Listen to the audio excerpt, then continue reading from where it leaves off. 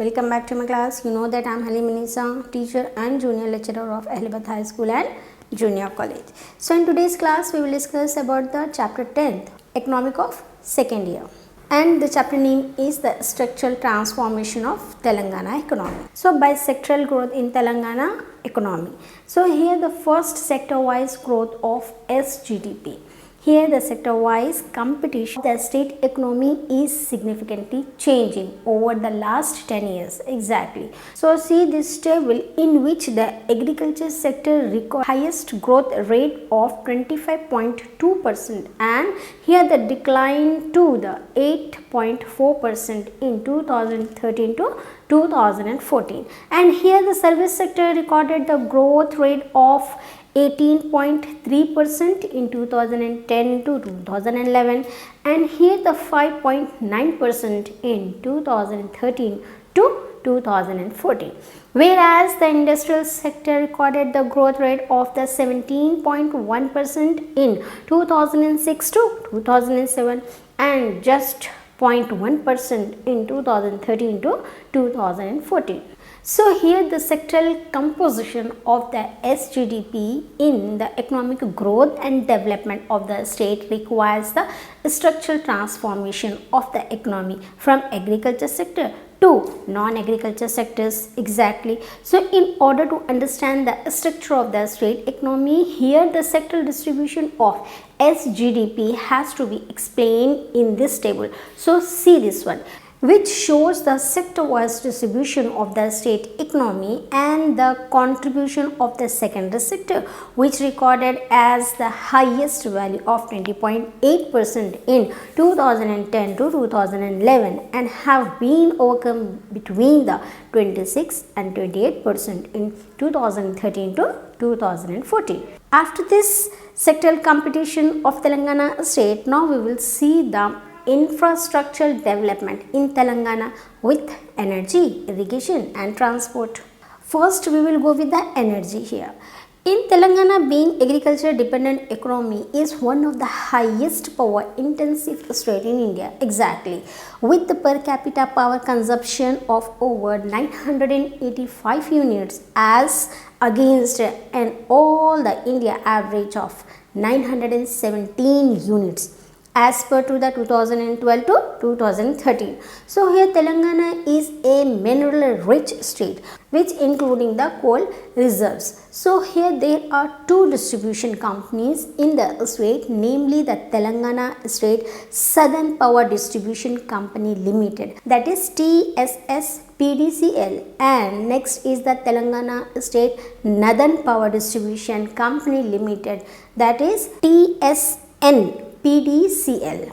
Okay, here that supply the electricity consumers in Telangana, in which the categories of consumers are shown in this table. So see this one, and it can be seen from this table that about 73% of energy consumption in Telangana in the form of domestic consumption, and in agriculture and commercial it is 17% and 8% respectively. Now here after energy, now we will see the irrigation sources in Telangana. Here in any aggregate economy, the level of the agricultural production and productivity and the overall socio-economic development can be highly influenced by the availability of irrigation facilities. Exactly. So here the main sources of irrigation in Telangana state can be classified into four types, and they are canals, wells, tanks and other sources are also there. So see this table which shows the gross irrigated area under the different sources from 1960 to 1961 and from 2013 to 2014. In irrigation, there is a canal system, canal irrigation system is there. Now we will discuss the canal irrigation. Here the canals are the main source of irrigation as they irrigate a wide range of cultivated area. So here the construction of canals are highly expensive and the area irrigated under the canal was the 19% in 1960 to 1961 and it had gradually decreased to the 16% during 2011 to 2012. So here there are three types of canals, that are perennial canals and inundation canals and the storage canals. So here in the new state of Telangana realize the importance of major and minor irrigation projects, so they are striving hard to harness the water of both the rivers and the tanks for the development of the state in a sustainable way. Exactly. So here some of the major projects in Telangana, and they are Nagarjuna Sagar project and the Sri Salam project and the Sri Ram Sagar project and the Kedam project and the Yellapalli project and Pulichintala project and the Lower Menar Dam and Komuram Bhim project and Dr. B.R. Ambedkar Pranitha Chevla project, and here Nakkalagandi project, and here the Palamaru Rangareddy lift irrigation scheme and the Jurala Pakala flood fleet canal, and here the Nizam Sagar dam and the Dividula lift irrigation scheme. So all these are in the canal irrigation. After that the well irrigation is also there and the tank irrigation is also there. Now we will see about the transport. So transport. In transportation system, here the comprising of the roadways, railways, airways and waterways, and it plays a very important and the vital role in the economic development. Exactly. Here the transportation system facilitates the movement of goods and passengers from one place to another place in the economy to cater to the needs of the people. So here the transportation gives the extra stimulus for the migration to the other regions, either to find the employment or to establish the industries or to start the business activity.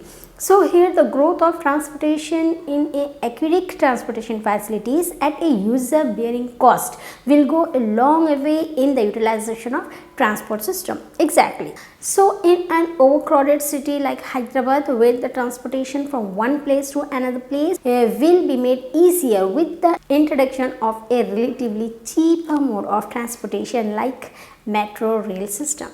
Here beside the station on here, the bus stop system and the vehicular traffic had grown at much faster rate in the recent times.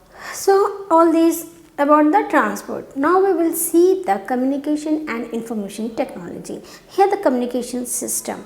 In communication system is a very essential to the economy, as it's bring a buyers and sellers together effectively and accelerate the growth of the economy. So here the communication system consists of the various sources like post, telegraphs, telecommunications, broadcasting, television and information technology also. So here as on March 31st in 2014, there are 5,831 post offices in the state, out of which the 37 are head post office and 822 sub post offices and 4,972 branches are there. So here the similarly the state has the 1,791 telephone exchanges in 2013 to 2014. Here the growth of the telecommunications has been enormous due to the greater use of cell phones and smartphones. Exactly. So significantly the improving of the communication facilities in the state. But here nowadays the modern communication and the information technology is playing a key role in the development process. Exactly.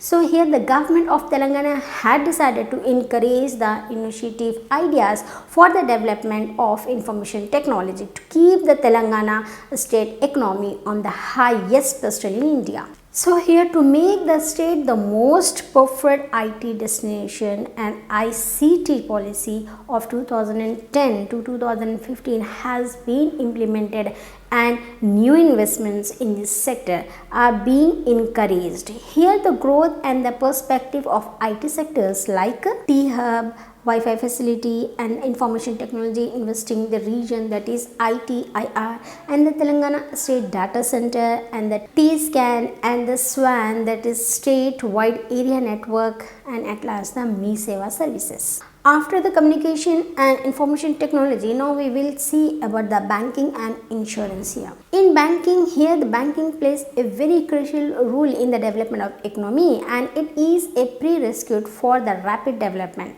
So here the banking system regulates the money supply in circulation and influences the nature of production. Exactly.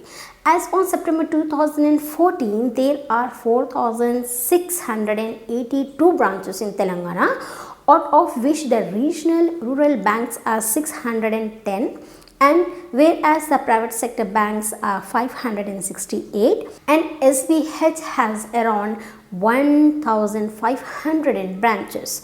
Here the state cooperative banks are having the 3,428 branches, but here recently the central government has changed the name of Deccan Garima Bank as Telangana Garima Bank. So this bank serves all the 10 districts of Telangana. Get it? All these about the banking. Now we will see the insurance here. Here insurance sector promotes the economic growth by encouraging the risk-taking activity as well as the mobilizing the long-term savings. So here this sector channelize these savings to a very important sectors which require the long-term infrastructure investments. Exactly. So apart from this, LIC and the other insurance companies are also providing their services in Telangana state.